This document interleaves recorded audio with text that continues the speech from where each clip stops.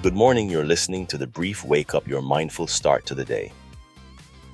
I'm Handel, your daily coffee companion, helping you wake up informed, thoughtful, and maybe just a little amused before the day gets old. If you're commuting, corralling kids, or just standing in line for caffeine, you're in the right place. Let's get you caught up.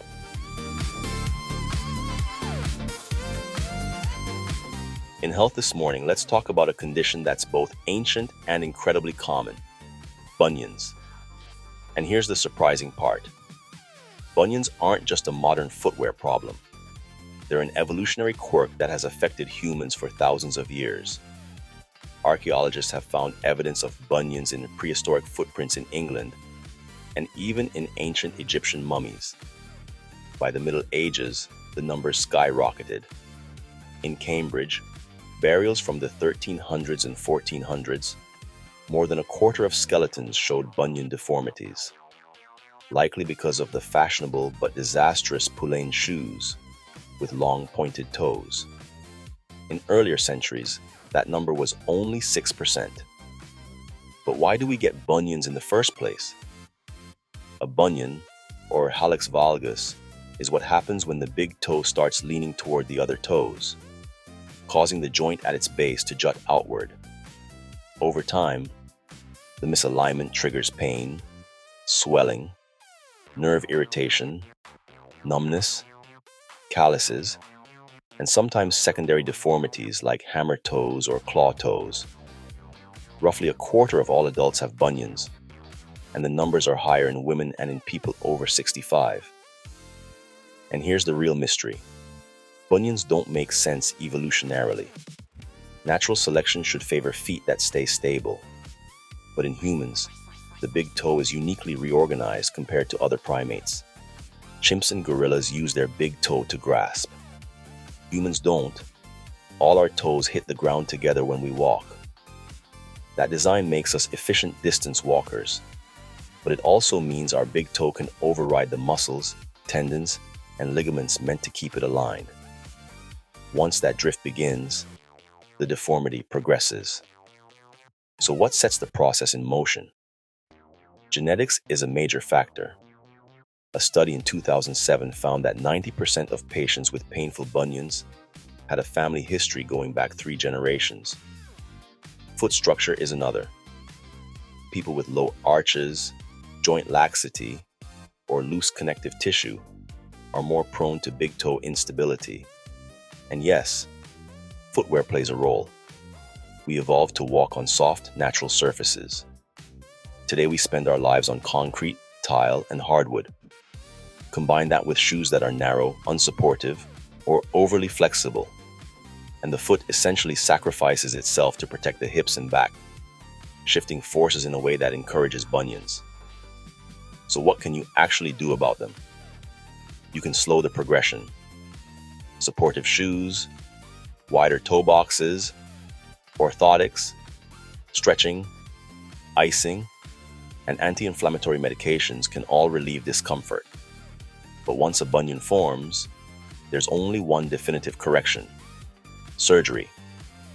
That may involve removing part of the bone, realigning foot structures, or stabilizing the joint with plates or wires. The specifics depend on severity, and recovery often takes months. It's not cosmetic, it's functional. And that brings us to a big myth. The internet is filled with cures that don't actually cure anything. Splints, straps, toe spacers. They can relieve symptoms temporarily, but the moment you take them off, the bunion returns to its original position. Apple cider vinegar, Epsom salts, none of it reverses the deformity. A 2013 review found that only 1/4 of a bunion information online is accurate and current. A 2022 review found that most sites lack medical transparency. The takeaway is simple. Bunions are not a sign of age, weakness, or neglect. They're an inherited structural issue tied to the unique biomechanics of the human foot. They can show up in children, adults, and seniors alike. If you have pain, address it early. The sooner you evaluate it, the more options you have to slow progression and maintain mobility. Bunions aren't a personal failing, they're an evolutionary design flaw. That's our health. The news is next. In the news, President Donald Trump has again referenced the possibility of invoking the Insurrection Act, saying he would consider using it in response to escalating unrest in Minneapolis. His comments have drawn national attention because the Insurrection Act is one of the few laws that allow a president to deploy active duty U.S. military forces on American soil. So let's break down what the act actually is and why Minneapolis is being mentioned. The Insurrection Act of 1807 gives the president authority to use federal troops when local authorities are unable or unwilling to maintain public order. Under normal circumstances, the Posse Comitatus Act prevents the military from acting as domestic law enforcement. The Insurrection Act is the major exception. There are 3 scenarios where a president can invoke it. When a governor requests federal help because violence is beyond state control, when local authorities fail to enforce federal law, or justice is being obstructed, to protect civil rights, as occurred during the civil rights movement when states refused to desegregate. So why Minneapolis? Recent developments, including renewed protests, property destruction, and confrontations with law enforcement, have raised concerns about localized breakdowns of order. Minnesota's governor has already activated the National Guard, but not requested federal troops. Trump's mention of Minneapolis is a signal point. It represents a hypothetical situation where the White House might justify stepping in if unrest expands or state authorities ask for help. Legally, the president does not need Congress's approval to invoke the act. The president must first issue a proclamation ordering the unrest to disperse. If that fails, active duty troops can be deployed to perform policing functions that are normally prohibited. When was the act last used? The most recent invocation was in 1992, during the Los Angeles riots. President George H.W. Bush deployed federal troops and federalized California's National Guard after extensive violence, arson, and dozens of deaths following the Rodney King verdict. That remains the benchmark example of when federal intervention is considered justified, a city overwhelmed and unable to restore order on its own. Before that, it was used in the 1950s and 60s to enforce federal civil rights rulings in Little Rock, Birmingham, and at the University of Mississippi, moments when state governments openly defied federal law. Trump considered invoking it during the 2020 George Floyd protests, including in Minneapolis, but ultimately did not. That context adds weight to his latest remarks. This is not the first time the city has been central to this discussion. The takeaway is this: the Insurrection Act is a real legal tool, but it is reserved for extraordinary circumstances, true breakdowns of local authority, or clear obstruction of federal law. Minneapolis is being referenced because it represents a city where unrest has historically escalated to a level that sparks national debate and federal scrutiny. Any mention of invoking the act carries significant implications, not just for the region involved, but for the balance of state and federal power. This is not a routine policy conversation. It is a reminder of how rarely and how carefully presidents have used this authority in modern American history. The big sip is next. There's a question that keeps resurfacing every few years, usually right after the release of a new best-selling thriller or another wildly successful true crime documentary. Why do people like murder mysteries so much? That's our big sip discussion. We don't just tolerate them. They gravitate to them. It's not the violence. Most people don't enjoy gore. What they're drawn to is the structure of the puzzle. The sense that chaos can be rearranged into meaning if you follow the clues. Psychologists call this cognitive closure. the deep human need to resolve uncertainty, to take something troubling, confusing, unpredictable, and put a frame around it. A murder mystery does exactly that. It presents a world where something has gone terribly wrong, but unlike real life, you know you'll get an explanation by the final chapter. There will be motive, there will be method, there will be a reveal. It's an emotional contract. Stay with me, and everything will make sense. And that is intoxicating in a world where most things never do. There's also a second layer, the safe distance effect. A mystery lets you explore fear, suspicion, betrayal, and darkness without any actual danger to you. Your heart rate spikes, but your body is safe on the couch. It's controlled adrenaline, narrative exposure therapy. You get to confront the worst of human behavior without being anywhere near it. And then there's the third reason, the most overlooked one. A good mystery turns the reader or viewer into a participant. You're not passively absorbing the story. You're solving it. You're analyzing behavior, testing hypotheses, tracking inconsistencies. Your brain is doing the work usually reserved for detectives, analysts, or judges. That makes the payoff personal. You don't just watch the ending, you earn it. You become part of the justice delivery mechanism, and that scratches a very old psychological itch, the desire for fairness in a world that rarely grants it. And when the final twist lands, when the hidden motive snaps into focus, you get that satisfying click. Not just dopamine from the surprise, but a deeper sense of alignment. The world, for just a moment, is coherent. That's the real reason murder mysteries endure.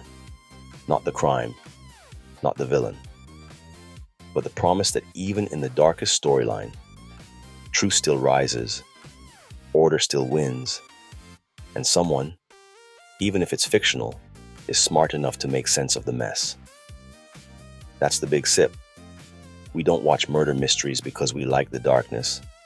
We watch them because they give us the rare pleasure of watching the darkness get solved. The lighter roast is next. There is a very particular type of person who loves to say, "Look, I'm just being honest." And we all know that sentence is the universal warning label for nonsense that should absolutely not be said out loud. When someone starts with, "I'm just being honest," what they really mean is, "I did not think this through, and in about 5 seconds you're going to wish I hadn't." Because here's the thing, honesty isn't the issue. Nobody's out here begging people to be less truthful. What we actually want is honesty with timing, tact, and a minimum of emotional casualties. But the just being honest crowd, they treat timing like an optional upgrade, like heated seats in a rental car, nice to have, but not necessary. And what you end up with is truth delivered with zero regard for context, mood, readiness, or basic human dignity. Let's be clear. Honesty without timing is not a virtue. It's a blunt instrument. There is a massive difference between telling someone their zipper is down before they walk into a big meeting and announcing it after at full volume in a room full of people who didn't need that information but now can't unhear it. Same truth, completely different impact. And that's the point. The timing is the impact. Good timing says, "I care about how this affects you." Bad timing says, "I care about hearing myself speak." People who rely on the phrase "I'm just being honest" pretend that honesty is some rogue, uncontrollable force. Like once the truth enters their brain, it must exit their mouth at maximum speed or they'll explode. No, that's not honesty. That's lack of discipline. Because real honesty, the kind that builds trust and relationships, has 3 qualities.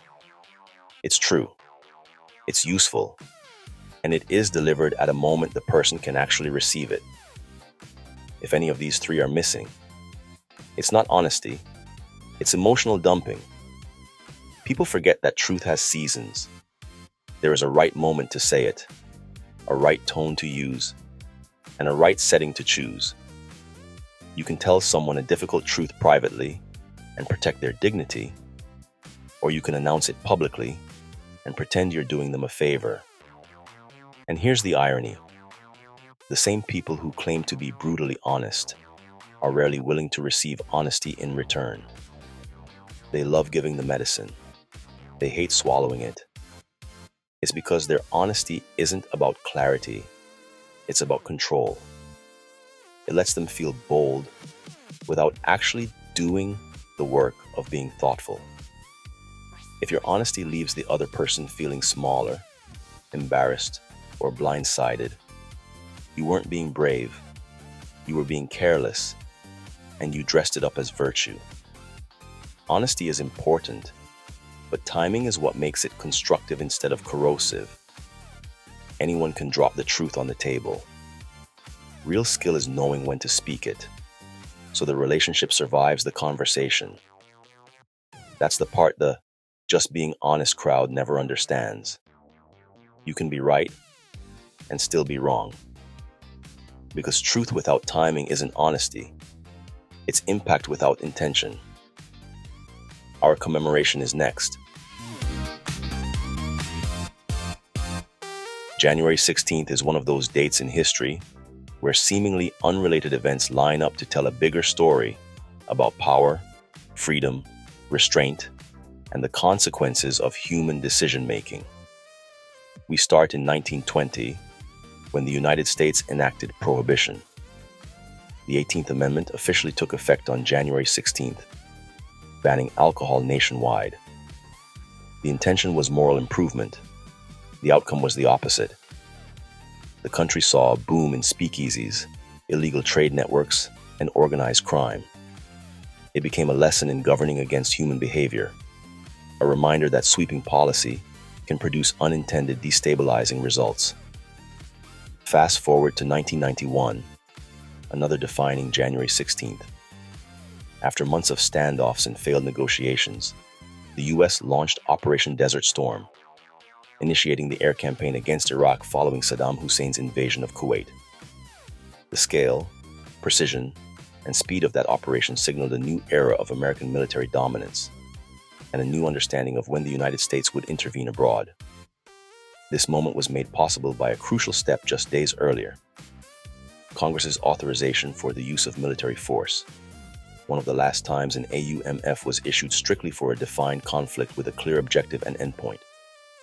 In today's geopolitical climate, with debates about executive authority, evolving threats, and whether Congress or the President should control military engagement, the 1991 authorization stands as a benchmark of clarity the country no longer consistently follows. It's a reminder of how war powers should be debated, limited, and clearly justified, especially in an era of drone warfare, cyber attacks, and fragmented global conflicts. But January 16th is not just about national power, it's also about personal freedom. Religious Freedom Day commemorates the 1786 Virginia Statute for Religious Freedom, drafted by Thomas Jefferson. It dismantled the idea of state-mandated religion and laid the groundwork for the First Amendment. It was a declaration that belief could not be legislated, controlled, or punished. It belongs in the same conversation as Prohibition and Desert Storm, because it underscores the central tension between government authority and individual liberty. And then, sitting in contrast, we have National Nothing Day, an intentionally empty observance created in 1973 to encourage Americans to do absolutely nothing.